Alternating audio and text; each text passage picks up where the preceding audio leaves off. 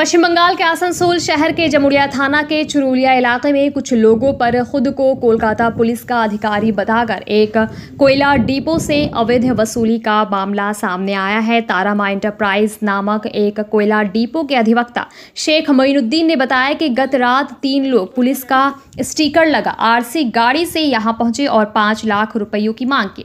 उस समय वहां मौजूद ट्रक चालकों ने उन कथित पुलिस अधिकारियों को 30,000 रुपए भी दिए। मोइनुद्दीन ने आगे बताया कि वे लोग पैसे नहीं देने पर सीआईएसएफ को बुलाने की धमकी देते रहे। बाद में घटना की सूचना मिलने के बाद सीआईएसएफ अधिकारी भी मौके पर पहुंचे और कार्रवाई कर रहे हैं। इधर इस घटना में डिपो से अवैध वसूली का आरोप लगने वाले तथा कथित कोलकाता पुलिस के अधिकारी वहां रुमाल और मास्क से अपना मुंह ढकने के साथ ही इस मामले में कोई बयान देने से साफ इनकार किया। बहरहाल मालिक पक्ष की ओर से इसकी शिकायत स्थानीय जमुड़िया थाने में भी की गई है।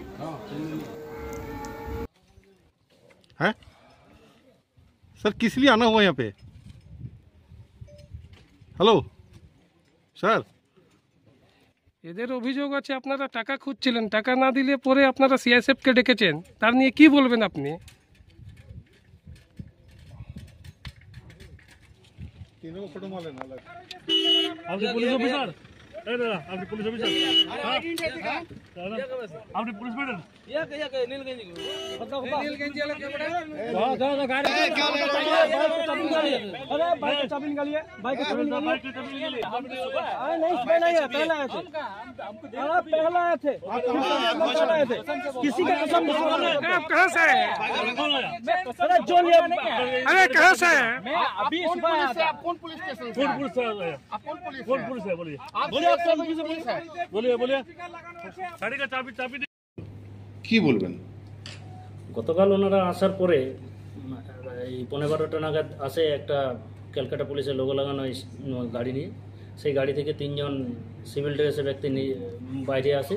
বাইরে আসার পর ফোর্সফুলি মেন গেটটা ভেঙে ভিতরে এন্টার করার পর গাড়ির 2 ড্রাইভারের কাছ থেকে তারা লক অ্যান্ড কি ছিনিয়ে নেয় এবং তাদেরকে দাবি করতে থাকে যে 5 লক্ষ টাকা দিতে হবে। যখন তারা অনুরোধ করে যে ফ্যাক্টরির স্টাফদের সাথে বা ম্যানেজারের যার সাথে কথা বলুন, তখন ম্যানেজার এগিয়ে এলে পথে ম্যানেজারে জিজ্ঞাসা করে যে আপনারা কি।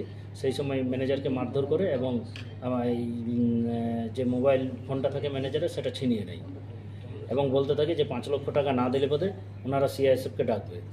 এবার যখন এনারা জিজ্ঞাসা করে যে আপনারা করুন, যে লোকাল থানাকে জানিয়েছেন সেই মর্মে আমাদেরকে কিছু দেন বা লোকাল থানা আপনাদের সাথে আছে, এটা যে ক্যালকাটা পুলিশ না অন্য কেউ, যে গত ডেটেও যেভাবে টাকা তুলে নিয়ে গেছিলো সেইভাবেই রেগুলার ওয়াইজে এনারা টাকা তোলার একটা চেষ্টা করছে সিআইএসএফের নাম করে বা সিআইএসএফকে সাথে নিয়ে।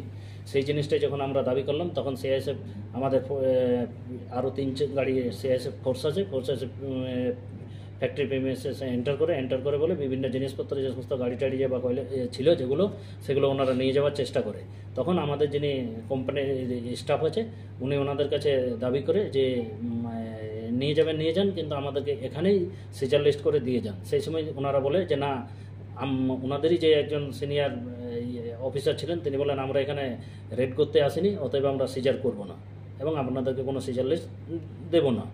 তারপর থেকে দীর্ঘ 12 ঘন্টা পেরিয়ে যায়। 12 ঘন্টা পেরিয়ে যাওয়ার পর 12:30 নাগাদ ওনারা সিজার লিস্ট করে, কিন্তু আমাদেরকে কোনো সিজার লিস্টের কপি হ্যান্ড ওভার করেনি। একজন ব্যক্তিকে ওনারা ফোর্সফুলি থ্রেট করে বোধে একটা কোনো কাগজে, সাদা কাগজে সই করাই। আমরা এই যে ফেক সিআইএসএফ এবং যে ফেক গাড়িটা ক্যালকাটা পুলিশের লোগো নিয়ে পথে যে টাকা তোলার একটা নেক্সাস চক্রান্ত চলছে, বিগত দিনেও যে টাকা তুলে গেছিলো সেটা যথাযথ তদন্ত এবং এই যে সমস্ত স্টাফদেরকে মারধর করেছে তাদের বিরুদ্ধে আইনানুগ ব্যবস্থা গ্রহণ করার জন্য ওসি জামুরিয়ার কাছে আমরা রিটেন কমপ্লেইন। সিআইএসএফ এর পক্ষ থেকে বলা হচ্ছে যে কারখানা কর্তৃপক্ষকে সিজার লিস্ট দিয়ে দেওয়া হয়েছে। সিজার লিস্ট দিলে ওনারা সিগনেচার দেখাবে যে রিসিভিং কপি, আমাদের ফ্যাক্টরির স্টাফদের কোনো একজনের সিগনেচার দেখাবে যে রিসিভ করেছে। তো ম্যানেজারের রিসিভ রয়েছে? কিসের রিসিভ আছে? ওই যে কাগজটা না, এটা সম্পূর্ণ ভুয়ো। কোনো রিসিভ নেই। ওনারা একটা সাদা কাগজে সই করিয়েছিল, বলছে জিম্মানামা। আমি থানায় খবর নিলাম, কোনো রকম কোনো জিম্মানামা তো ওনাদেরকে দেয়নি। আপনার পরিচয়? আমি অ্যাডভোকেট শেখ মহিউদ্দিন, আসানসোল। আমি এই কোম্পানির লিগ্যাল অ্যাডভাইজার।